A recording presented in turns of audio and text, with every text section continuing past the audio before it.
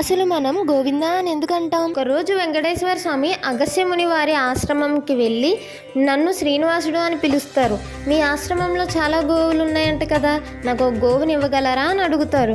అందుకు ఆ ముని, గోవుని ఇవ్వడానికి నాకు ఎటువంటి అభ్యంతరం లేదు, కానీ వేదాల ప్రకారం ధర్మపత్ని లేనిదే గోధర్మం చేయరాదు అని అంటారు, కాబట్టి మీరు మీ భార్యను తీసుకొని రండి అంటాడు. అలానే అని చెప్పి వెంకటేశ్వర స్వామి వెనక్కి వెళ్ళిపోతారు. సతీమణి పద్మావతితో మళ్ళీ వస్తారు, కానీ ముని ఆశ్రమంలో ఉండరు. తన శిష్యులు ఉంటారు. శ్రీనివాసులు ఇలా అంటారు, మీ గురువు గారు గోవునిస్తానని మాటిచ్చారు, అతను నన్ను నా సతీమణితో రమ్మన్నారు, ఇదిగో నా భార్య పద్మావతి. శిష్యులు మా గురువు గారు లేనిదే గోవు ఇవ్వడం కుదరదు అని అంటారు. దానితో వెంకటేశ్వర స్వామి కోపంతో తన కొండ వైపు గబగబా వెళ్ళిపోతారు. కొద్దిసేపట్లోనే వచ్చిన ఆ ముని, ఆ విషయం తెలుసుకున్న ఆ ముని గోవుని తీసుకొని వెంటనే వెంకటేశ్వర స్వామి వెనకాల, స్వామి గోవు ఇందా అంటాడు. గోవు అంటే ఆవు, ఇందా అంటే ఇదిగో అని అర్థం, అందుకే గోవింద అంటాం.